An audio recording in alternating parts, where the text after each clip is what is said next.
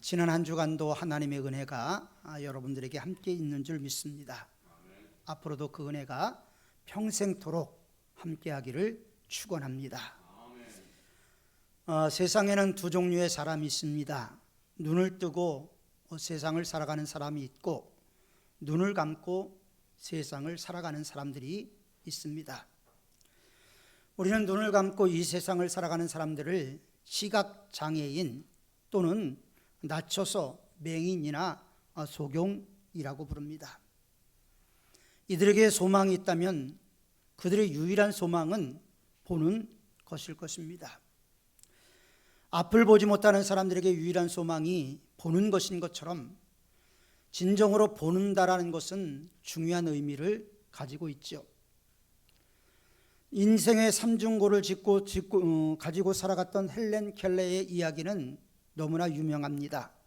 그가 쓴 글 중에 3일만 볼 수 있다면, 이런 글이 있어요. 앞을 바라보지 못했던 그가 단 3일만이라도 세상을 바라볼 수 있다면, 첫째 날 그는 자기를 가르쳐 주신 설리반 선생님의 아름다움을 보고 싶다. 그리고 산에 가서 꽃, 나무, 풀, 노을, 이런 아름다운 것들을 보고 싶다고 말을 했습니다. 그리고 두 번째 날은 새벽에 일찍 일어나서 먼동이 트는 것을 보고 저녁 늦게 영롱하게 빛나는 밤하늘의 별을 보고 싶다고 했습니다. 그리고 셋째 날은 아침 일찍 큰 길로 나가서 부지런히 출근하는 활기찬 사람들의 발걸음을 보고 싶다. 점심 때는 아름다운 영화 한 편을 보고 저녁 때는 네온사인과 소연대에 진열되어 있는 상품을 보고 싶다.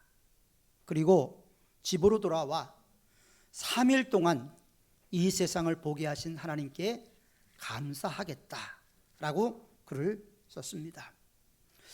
우리는 늘 이 세상 것을 보고 있기 때문에 아무런 의미가 없이 이 세상을 살아가고 있지만, 평생 앞을 바라보지 못했던 바로 이 헬렌 켈러는 3일 동안만이라도 본다면 하나님께 감사하겠다라고 고백을 했습니다. 오늘 우리는 이 세상을 살아가면서 두 눈을 가지고 살아가고 있습니다. 볼 것 다 보고 보지 말아야 될 것까지 보며 세상을 살아가고 있습니다. 그렇다면 많은 것을 보고 있는 여러분들 행복하십니까? 행복하냐고 물어보면 대체적으로 사람들은 행복을 느끼지 못하고 세상을 살아가고 있습니다. 아리스토텔레스라는 유명한 철학자는 철학의 궁극적인 목적은 인간의 행복에 있다라고 말을 했습니다. 모두가 다 행복하기를 원하지만 눈을 뜨고 살아가면서도 행복하지 못하다면 그것은 분명히 우리들의 삶에 문제가 있다라는 것이죠. 이와 마찬가지로 눈을 뜨고도 못 보는 것이 있는 것처럼 신앙생활을 하면서도 우리 눈으로 보지 못하는 것들이 너무나 많이 있습니다. 영적인 것을 봐야 되는데 영적인 것을 보지 못합니다. 제가 월간 한국문학이라는 잡지에 기자를 했었는데요, 저와 마주보고 근무를 했던 사람이 단이라는 유명한 소설을 쓴 김정빈이라는 분입니다. 이분이 쓴 동시 중에 그런 게 있어요. 원추리꽃이라는 동시가 있습니다. 아빠는 왜 그냥 지나쳐가는 것일까?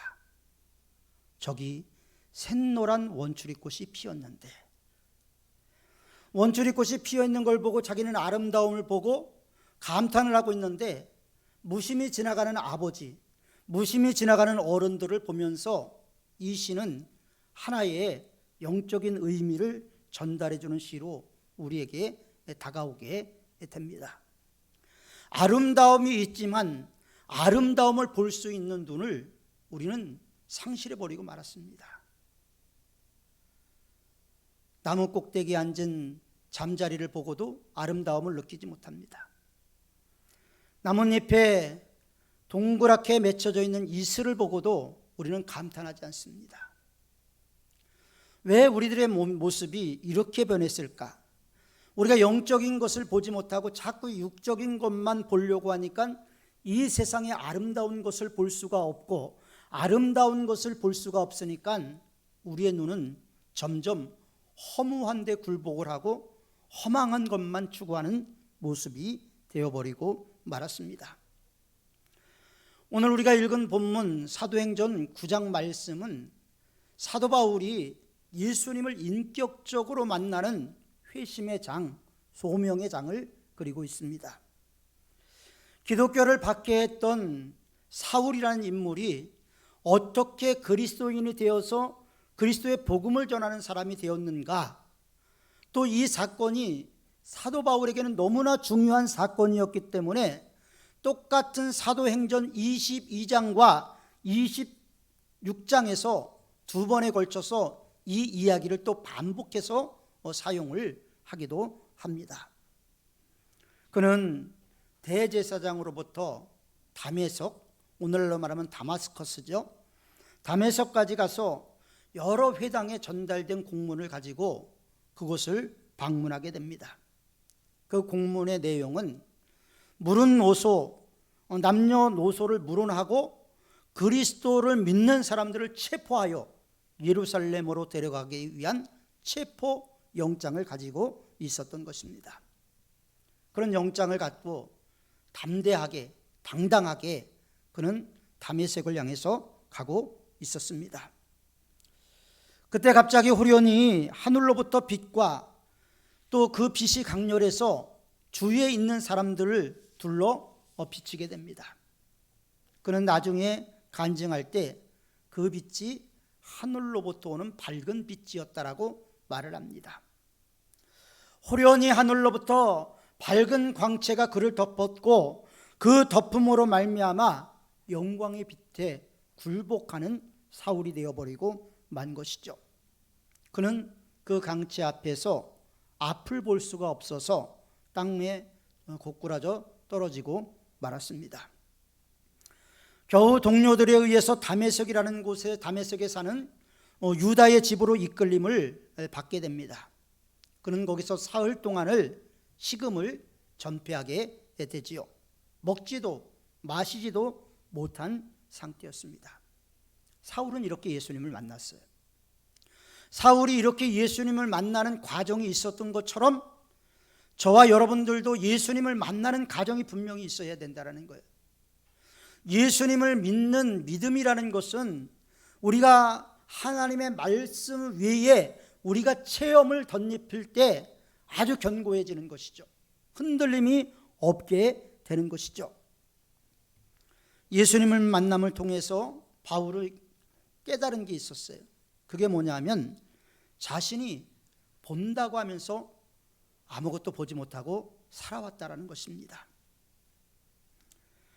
예수 믿는 사람들이 잘못되었다, 그래서 그들을 멸해야 된다, 사울은 그렇게 생각을 했지요.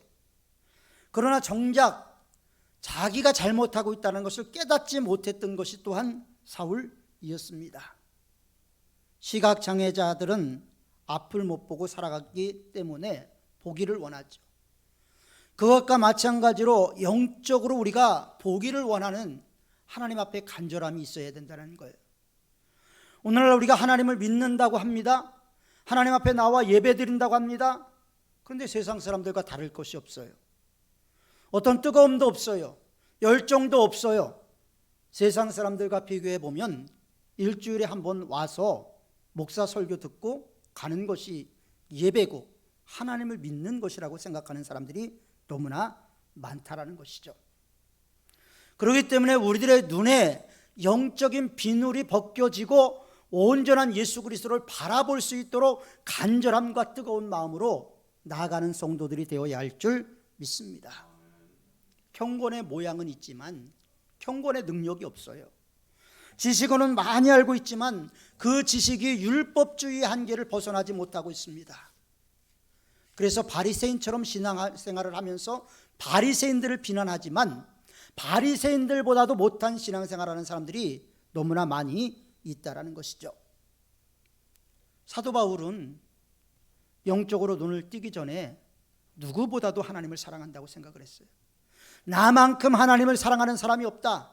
나만큼 하나님을 위하는 사람이 없다. 나만큼 하나님을 향한 열심을 가진 사람이 없다 라는 생각을 가지고 있었습니다. 그리고 그 열심이 예수 믿는 사람들을 핍박하는 것이었죠. 스데반을 돌로 쳐 죽이는 데서 옷을 지키기도 했고요. 그는 그리스도인들을 죽이는데 너무나 많이 앞장을 섰습니다. 전승에 의하면 사도 바울은 가말리아의 문화에서 배웠고 또 그 가말리아의 문화에서 배웠는데 스데반 역시도 가말리아의 문화에서 함께 공부한 동문이었다고 합니다. 동문을 죽이는데 앞장섰던 것이죠. 이렇게 앞을 못 보던 사울이 아나니아의 안수로 비늘이 벗겨져서 영안이 열리기 시작을 했습니다. 그리고 그동안 보지 못했던 것, 볼 수 없었던 것을 보게 되었죠. 비늘이 벗겨지니까 하나님이 어떤 분인지, 자기가 그동안 하나님을 껍데기만 붙잡고 있었다는 사실을 깨닫게 되고 하나님 앞에 회개하고 진실로 주님께 돌아가는 그런 모습을 사도 바울은 갖게 됩니다. 과거에 이스라엘 백성들을 인도하신 하나님, 이 하나님만 알고 있었던 사도 바울이 지금 현재 나의 삶을 인도하시고 나와 함께 하시고 나를 이끌어 가시는 하나님이라는 사실을 깨닫게 되지요. 지금 나의 생명을 구원하는 일에 헌신하는 주님을 발견하게 됩니다. 많은 사람들이 은혜를 받기를 원해서 기도원을 갑니다. 부흥 집회를 갑니다. 그리고 은혜 받았다는 사람 참 많이 봤어요. 간증도 들었습니다. 그러나 은혜 받았다면 삶의 변화가 있어야 되는데 하나도 삶의 변화가 없어요. 그리스도인다운 모습으로, 그리스도인다운 삶으로 바뀌어져야 되는데 은혜는 받았다고 하는데 삶에 은혜 받은 증거와 표징이 나타나지 못하는 사람들이 많이 있습니다. 하나님을 만났는데 말과 행동은 그대로입니다. 남들이 화나는 것처럼 화내고, 남들이 고집 부리는 것처럼 고집 부리고, 남들이 짜증내는 것처럼 짜증내는 모습을 그대로 가지고 있습니다. 그것은 현실 속에서 오늘 지금 나와 함께 하시는 하나님을 발견하지 못하기 때문이에요. 성경에 계신 하나님은 알지만 성경에 계신 하나님이 오늘 이 시간 나를 인도하시고 나와 함께 하시고 나의 삶을 주관하신다는 것을 인정하지 못하는 거예요. 그러니까 많은 그리스도인들이 반쪽짜리 신앙생활하는 경우들이 있습니다. 그러다 보니까 은혜는 받았다고 하는데 그 은혜를 누리지 못하고 또다시 모든 것을 행하는 모습을 보게 됩니다. 삶이 바뀌지 않는 거예요. 그런 사람들은 또 다시 기도원을 찾아야 되겠죠. 다메섹에 가서 눈을 못 보는 바울처럼 다메섹의 경험을 해야 하는 것입니다. 하지만 하나님께서는 부흥에만 계시는 게 아니고요, 기도원에만 계시는 게 아니에요. 지금 바로 나와 함께 하시는 하나님이라는 거예요. 지금 나와 함께 하시는 하나님, 그것을 내자로 말하면 임마누엘이라고 얘기를 합니다. 하나님은 우리와 함께 하시는 임마누엘의 하나님이에요. 그 하나님을 우리가 제대로 섬긴다면 하나님은 신명기 28장에 약속하신 축복을 우리에게 아낌없이 부어주실 것입니다. 너희가 성읍에서도 복을 받고 들에서도 복을 받고 떡반죽 그릇이 복을 받을 것이다. 그러나 내 말대로 행하지 않으면 너희가 들에서도 저주를 받고 성읍에서도 저주를 받고 떡반죽 그릇이 저주를 받을 것이다. 누구한테 한 말인지 아십니까? 이스라엘 백성들에게 한 말이에요. 이스라엘 백성들이 어떤 사람들입니까? 하나님을 믿는다는 사람이에요. 하나님의 출애굽을 경험했던 사람이에요. 출애굽 마지막 시점에서 모세가 모압 평지에서 설교한 내용이 바로 신명기입니다. 그러니까 출애굽을 경험한 사람들에게, 아직 가나안 땅에 들어가지 못한 이스라엘 백성들에게 모세가 선포한 말씀이죠. 하나님의 말씀대로 행한다는 것이 왜 중요한가? 지금 내가 경제적으로 어려울 수 있어요. 건강이 나빠질 수도 있어요. 계획한 일이 안 될 수도 있어요. 사랑하는 사람 먼저 보낼 수도 있습니다. 사방이 막히고 눈물이 앞을 가릴 수도 있어요. 그러나 그 가운데서도 하나님을 바라봐야 되지 않겠습니까? 그 가운데서도 하나님을 앙망할 수 있어야 되는 겁니다. 스코필드라는 유명한 변호사는 여행을 가기로 했습니다. 아내와 자녀들을 먼저 보내고 자기는 일이 있어서 바로 뒤따라서 합류하기로 했어요. 그런데 아내와 세 자녀가 타고 가던 배가 파손이 됐습니다. 아내만 극적으로 구출이 되고 세 자녀는 바다에서 익사를 하고 말았습니다. 얼마나 끔찍한 일이에요. 여행 가다가 이런 엄청난 일이 생기게 됐습니다. 그리고 그는 세 자녀가 빠져 죽은 그 현장에 갔어요. 그 현장 얼마나 끔찍하고 눈물이 나고 참담한 마음이었겠습니까? 그 가운데서 그는 내 영혼 편하다 찬송시를 짓습니다. 저 마귀가 입 벌리고 달려와도 내 영혼 편안하다고 그렇게 고백했어요. 진정한 신앙의 모습이라는 것은 세상도 봐야 되겠지만 하나님을 더 크게 보는 데서 우리의 신앙의 진실이 나타나게 되는 줄 믿습니다. 나와 함께 하시는 하나님을 볼 수 있어야죠. 눈에서 비늘이 벗겨진 사울은 하나님을 볼 수 있었습니다. 혹시 여러분들의 삶 가운데서 하나님을 느끼지 못하고 하나님이 멀어져 보이고 하나님이 나와 함께하는 것 같지 않다라고 느껴질 때 하나님 앞에 회개하고 눈의 비늘이 벗겨달라고 기도하는 여러분들이 되어야 하는 것입니다. 그래서 하나님을 볼 수 있기를 예수님의 이름으로 축원합니다. 비늘이 벗겨진 사울은 영원하신 하나님, 전능하신 하나님을 봤습니다. 그는 율법주의자였습니다. 바리새인 중에 바리새인이었습니다. 율법을 문자적으로 지킨 사람이었어요. 율법으로는 흠이 없는 사람이었다라고 자기 자신을 고백하기도 했습니다. 이 땅에서 잠깐 있다가 없어질 것 우리가 깨달아야 되는데 우리는 이 땅이 영원할 것처럼 생각을 해요.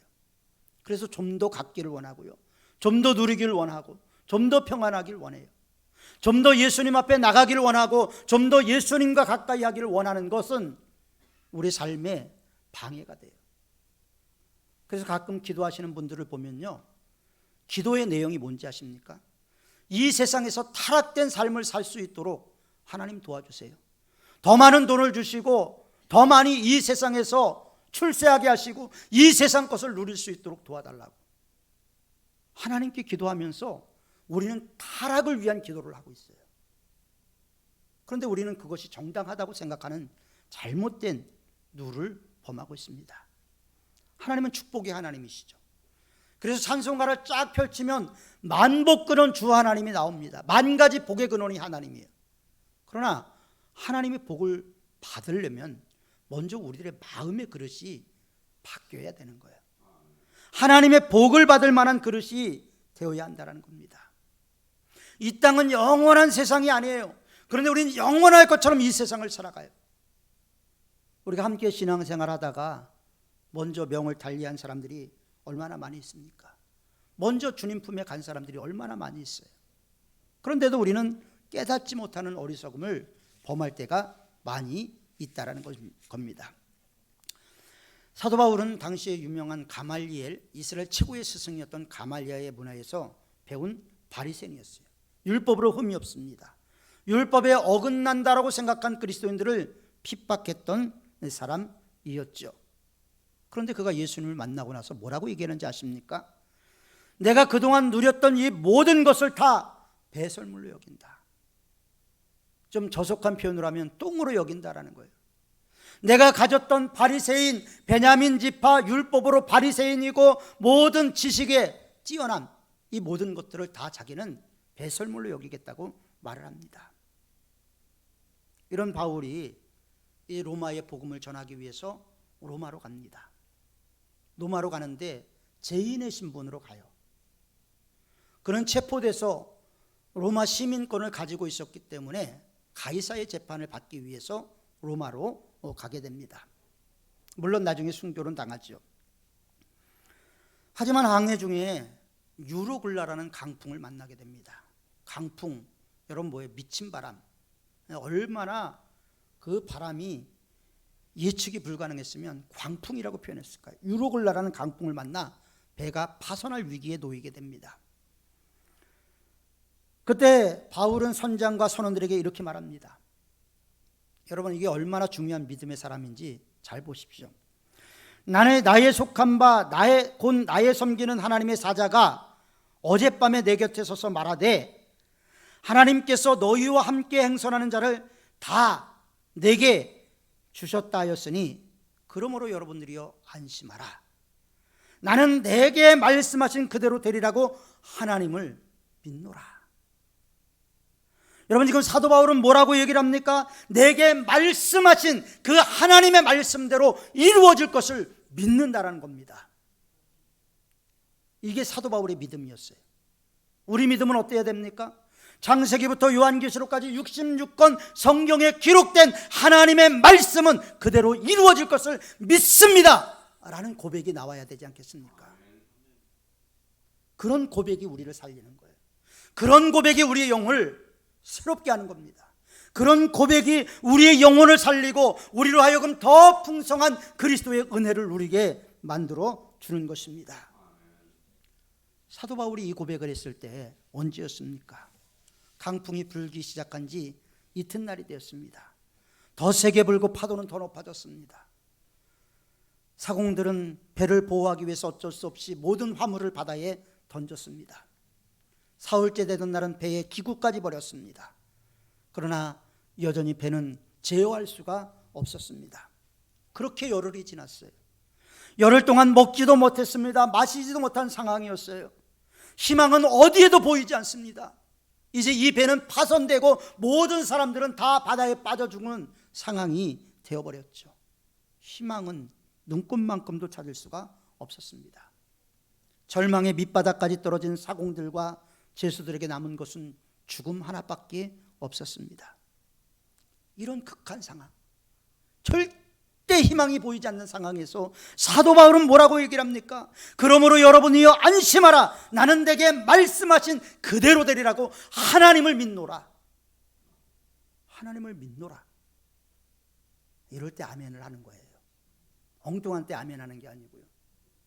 하나님의 말씀대로 된다라는 게 여러분들의 고백이 되어야 되지 않겠습니까? 이거는 사도 바울의 고백이지 내 고백이 될 수가 없어. 사탄은 벌써 우리들의 마음속에 그런 자괴감을 심어줘요. 우리는 안 돼. 우리는 절대 말씀대로 살 수 없다라는 사단의 속임에 너무나 익숙해져 버린 거예요. 바울은 먹지 못했습니다. 멀미도 하고 고통 가운데 있었습니다. 하지만 그런 상황 가운데서도 비늘이 벗겨지니까 그 가운데 함께 하시는 하나님을 볼 수가 있는 거예요. 그 가운데 역사하시는 하나님을 느낄 수가 있었던 것입니다. 우리도 바울처럼 전능하신 하나님, 살아계신 하나님을 전적으로 신뢰하는 성도들이 되시기를 바랍니다. 하나님을 신뢰해야 돼요. 영국의 대각성 운동을 일으켰던 감리교를 세웠던 요한 웨슬레라는 분이 계십니다. 요한 웨슬레는 전능하신 하나님을 믿지 못했어요. 미국의 선교사로 파송되었지만 사역에 실패했습니다. 다시 영국으로 돌아오면서 그는 대서양을 건너게 됐어요. 큰 풍랑을 만났습니다. 두려움이 해일처럼 엄습해 왔어요. 높은 파도의 파고가 그를 두려움에 쌓이게 만들었습니다. 그런데 가판 위에서 그런 상황 가운데서도 모여서 찬송을 부르며 평안하게 하나님을 높이는 무리들을 발견하게 됩니다. 선교사인 자기가 두려움에 떨고 있는데, 선교사인 자신이 염려와 근심으로 가득했는데 이름도 모르는 무리들이 가판 위에서 찬송을 부르면서 평안한 모습을 갖고 있었습니다. 나중에 그들이 모라비아 교도라는 것을 알게 되고 그 집회에 참석을 하게 돼요. 그리고 그는 거기서 극적으로 하나님의 은혜를 경험하게 됩니다. 하나님의 말씀을 통해서 그는 회심을 하게 되고 다시 하나님의 사람으로 든든하게 세워지게 됩니다. 우리가 가만히 있다고 우리 신앙생활이 성장되는 것 아닙니다. 하나님을 앙망해야지 신앙도 성장되는 것이죠. 요한 웨슬레는 하나님을 앙망했습니다. 그리고 그는 위기에 빠진 영국을 영적으로 구해낸 위대한 인물이 될 수가 있게 된 것이죠. 사랑하는 삼원교회 성도 여러분, 하나님께서 천지 만물을 창조하신 창조자임을 믿습니까? 그렇다면 그 믿음 갖고 사시기 바랍니다. 전능하신 하나님을 통한 삶의 변화를 만들어 가시길 바랍니다. 오늘보다 내일이 더 그리스도 예수를 닮아가는 영적으로 성숙된 성도들이 되시기를 바랍니다. 하나님은 여러분들을 붙잡고 계셔요. 여러분들을 놓기를 원치 아니하시는 분이에요. 어떻게든지 여러분들을 변화시키기를 원하셔요. 때로는 매를 들기도 하고, 때로는 병을 들기도 하고, 때로는 재산을 쳐서 하나님의 사람으로 만들어가기를 원하셔요. 많은 사람들이 순종해서 그렇게 가면 은혜인데, 콩배를 맞고 잃을 것 다 잃었고 고난받을 것 다 고난받고 나서 천부여 의지없어서 손들고 옵니다. 고백하는 사람들이 너무나 많아요. 오랜 목회를 하면서 그런 분들을 너무나 많이 봤어요.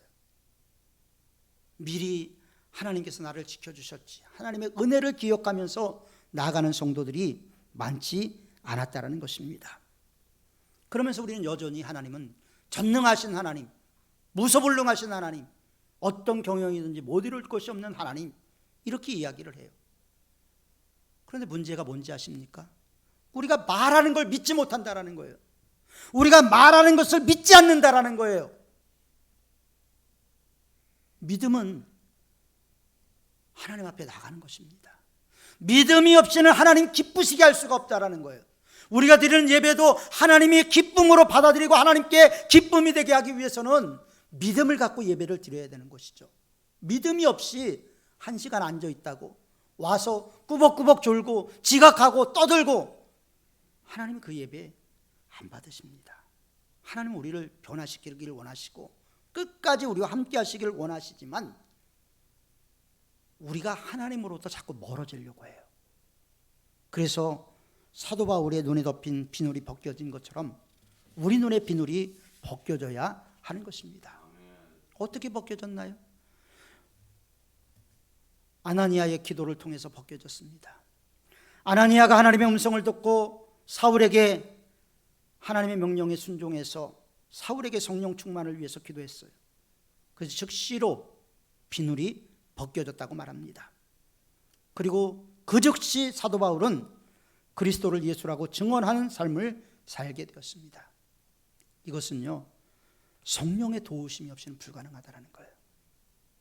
성령의 역사 아니고서는 불가능하다는 거죠.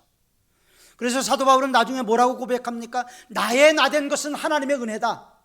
나의 나된 것은 하나님의 은혜다. 나는 내가 하나님의 교회를 받게 했기 때문에 내가 사도라 칭함을 받기에 감당치 못하겠다. 그러면서 그는 뭐라고 얘기를 합니까? 내가 그랬기 때문에 더 많이 수고했다. 다른 사도들보다 더 많이 일하고 더 많이 수고하고 더 많이 헌신했다. 그러나 그 모든 것도 하나님의 은혜였다라고 그는 고백을 합니다. 모든 것이 하나님의 은혜라고 고백할 수 있는 성도들이 되시길 바랍니다. 지금까지 내가 살아온 것, 지금 앉아서 예배 드리는 것 돌아보면 모든 게 은혜 아니겠습니까? 은혜 아니고서는 우리가 어떻게 주님을 구주라 고백하고 우리가 은혜 아니고서는 어떻게 이렇게 삼은교회로 모여서 함께 예배 드릴 수 있겠습니까? 모든 게 다 하나님의 은혜였다라는 겁니다. 오늘도 그 하나님의 은혜를 사모하고 성령의 도우심을 따라서 육신의 눈이 벗겨지고 영의 눈이 띄어져 살아가는 우리 모든 사문의 성도들이 되었으면 좋겠습니다. 영의 눈이 띄어지기 위해서 더욱더 주님의 몸된 교회를 가까이 하십시오. 하나님의 말씀을 가까이 하십시오. 기도를 더 많이 하십시오. 찬송을 더 많이 부르십시오. 그리고 하나님의 말씀을 경청하시고 그 말씀을 음미하고 묵상하십시오. 그럴 때 하나님께서 우리들의 마음속에 오셔서 작은 변화부터 우리를 만들어 가셔서 우리들을 하여금 예수 그리스도의 장성한 분량까지 이끌어 주시고 그렇게 세워지게 만들어 주실 줄 믿습니다. 그래서 다시 한번 변화의 주인공으로 이 시대를 새롭게 하는 하나님의 종으로 세워지는 저와 여러분들이 다 되시길 축원합니다. 기도하겠습니다.